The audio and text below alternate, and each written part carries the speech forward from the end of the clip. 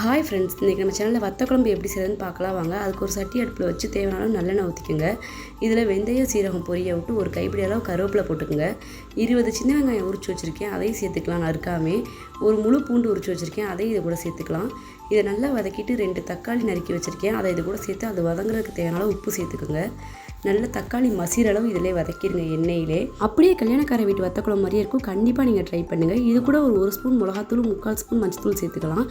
1 spoon குழம்பு மிளகாத்தூள் சேர்த்துக்கலாம். இப்போ இது கூட பெரிய ஸ்பூனில் 1 ஸ்பூன் அளவு மல்லித்தூள் சேர்த்துக்கலாம். நல்லா எண்ணெயிலே வதக்கிடுங்க. இதை ஏற்கனவே நான் பார்த்தீங்கன்னா வத்தல் ஊற வச்சு வச்சுருக்கேன் தண்ணியில், அதையும் இது கூட சேர்த்துக்கலாம். வத்தலையும் நல்லா எண்ணெயிலே வதக்கிட்டு அதுக்கப்புறம் பார்த்திங்கன்னா நான் புளி கரைச்சி வச்சுருக்கேன் திக்காக 1 கப் அளவு. புளி அதிகமாக இருந்தால் தாங்க அந்த குழம்பு ரொம்ப ருசியாக இருக்கும். அதையும் இது கூட சேர்த்துடலாம். தேவையான அளவு தண்ணி விட்டு சிம்லேயே வச்சு கொதிக்க வச்சிங்கன்னா திக்காயிரும். அதுக்கப்புறம் கொஞ்சமாக வெல்லம் சேர்த்து பரிமாறலாம். ரொம்பவே சூப்பராக இருக்குங்க. கண்டிப்பாக ட்ரை பண்ணுங்கள். என்னோடய சேனல் பிடிச்சதா சப்போர்ட் பண்ணுங்கள். தேங்க்யூ ஃபார் வாட்சிங்.